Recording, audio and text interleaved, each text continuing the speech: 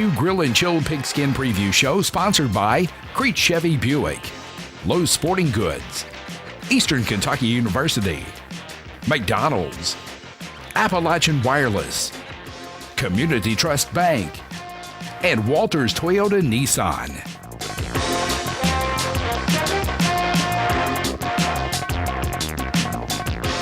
Welcome into the 2013 DQ Grill and Chill Pigskin Preview Show. I am Josh McKinney.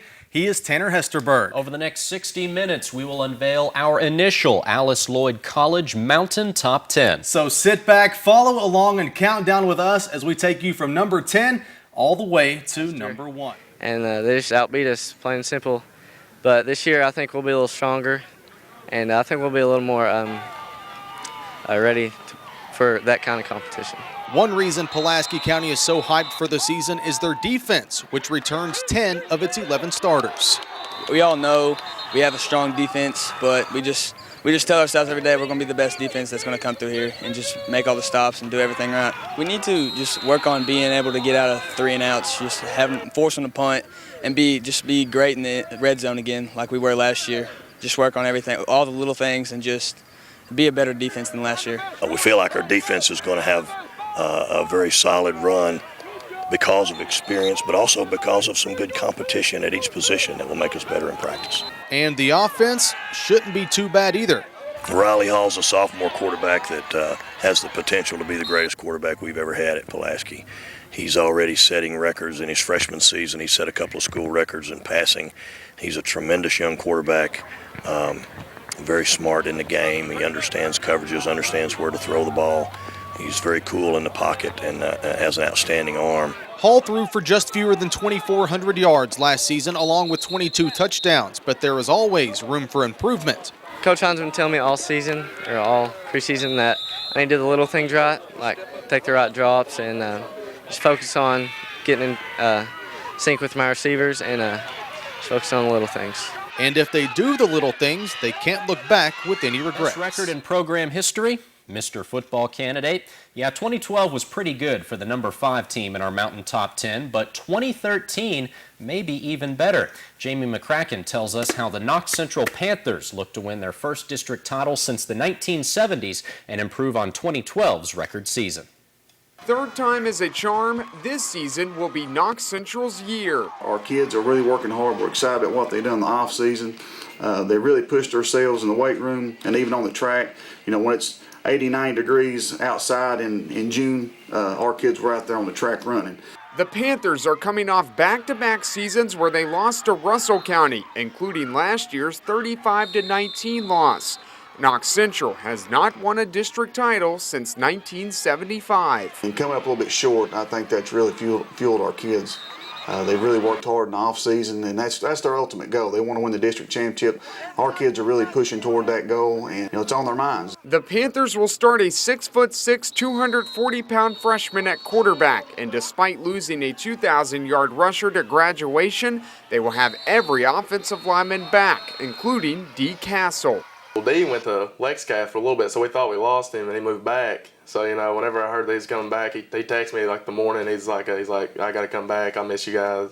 Running back Jonathan Gist will fill the starting spot now that Jeffrey Kennedy is a freshman playing at Eastern Kentucky University. It's the first season I haven't, me and Jeffrey have been part, and, I feel like I've been behind Jeffrey a lot, in the limelight. And, not only is it my senior year, but, in middle school, like my 8th grade year, it's kind of the same, same. Jeffrey moved on to high school, and it was, I felt like I led the middle school team, and, we had an awesome year then, and I feel like it's just going to repeat itself this year.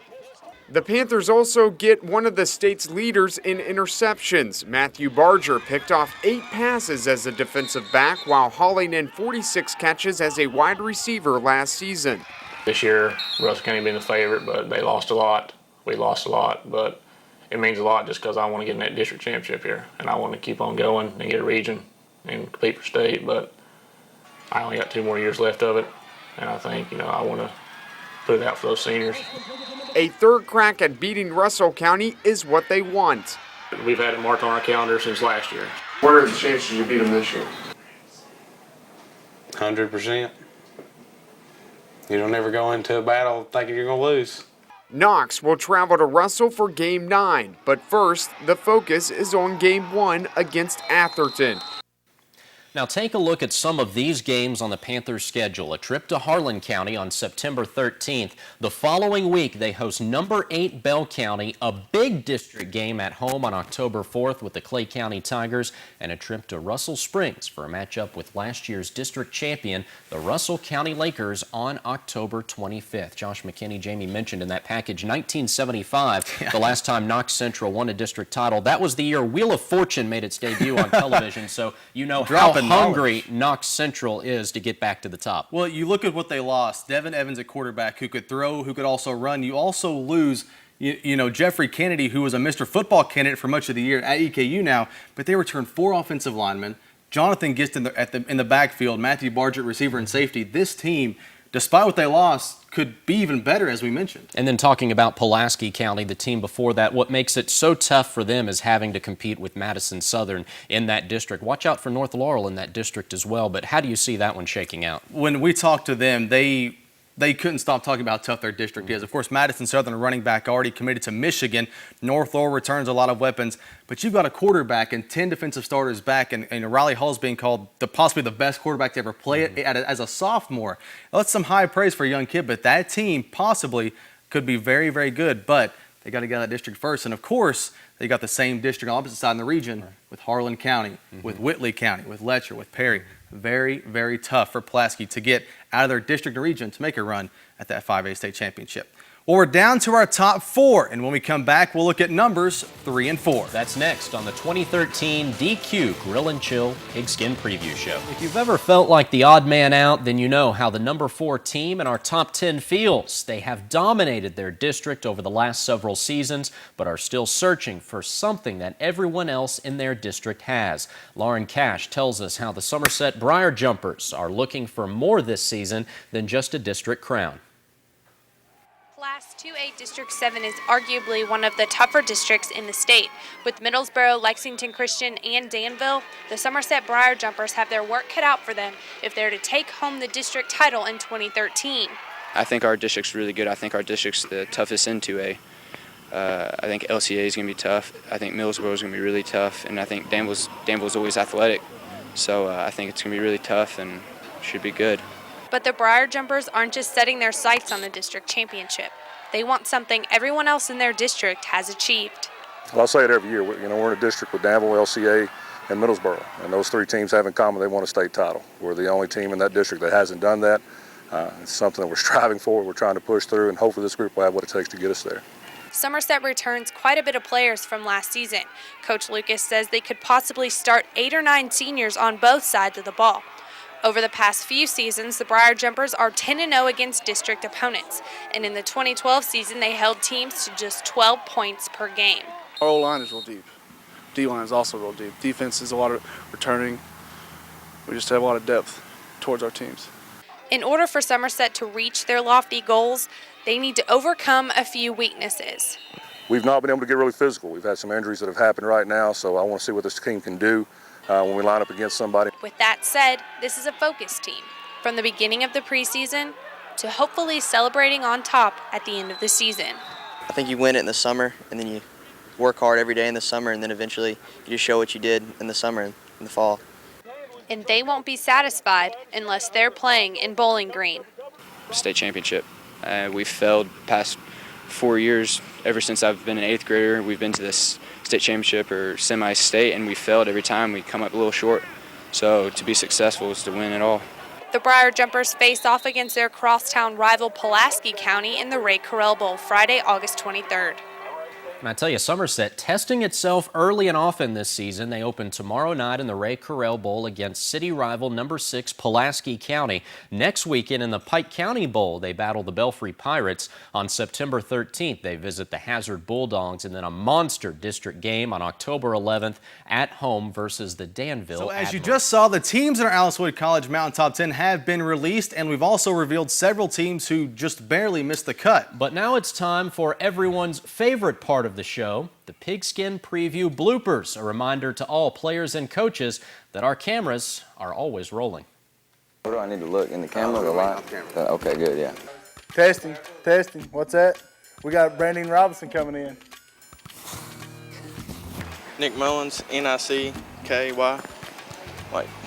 Hunter Gilpin, Damian, what's Damian's last name? Damian Hunt. Got to bloop that one. I can't have Jason nowhere. Yep. Blooper reel. Here we go. Senior, number 16. Too many questions at one time. Yeah. I really don't know.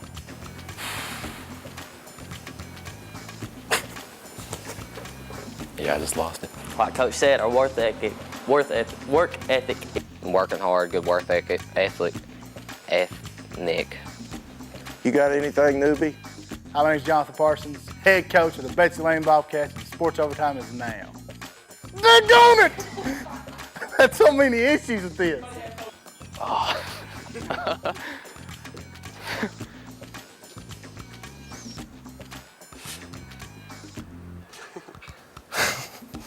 They keep making me laugh. That's a tough one.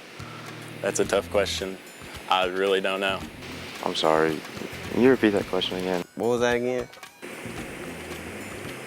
I haven't thought about this question yet. William Banks, J.W. Cooper, Scotty Bailey, Derek Cow, Justin Hensley. Harlan County Black Bears. Sports Center starts now. Sports overtime. Sports Center? Well, okay. I was a junior. That was my bad. I messed up on that part. Just work on my blocks, protect my little people in the back.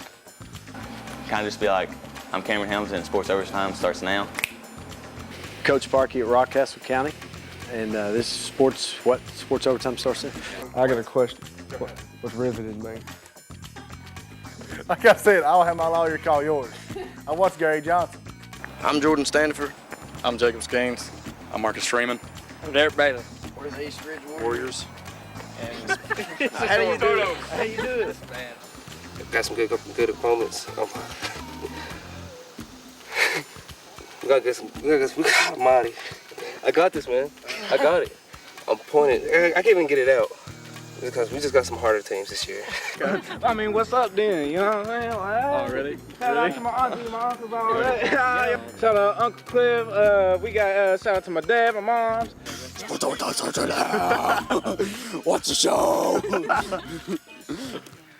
It amazes me that players misspell their names and also get their grades wrong. I mean, these are the simple questions, but they're determined the most difficult. Hey, Harlan County compared us to Sports Center, so I mean, that's a pretty big compliment. Hey, they know we're better than Sports Center anyway. So it's all in fun though. I mean, the players, the coaches really enjoy it. Jonathan Parsons at Betsy Lane, he knows he's a walking blooper when he's in front of a camera, and we tease him about it all the time. But it's the best part of the show, bar none. And I think William Banks, the big offensive lineman for Harlan County, probably wins sound bites of the show. And we only used one, but he gave us some really good interview tape to use in that segment. By far the best soundbite all preseason. Great athletes in Eastern Kentucky, very entertaining athletes in Eastern Kentucky, and you and I are privileged to be a part of it. Without question.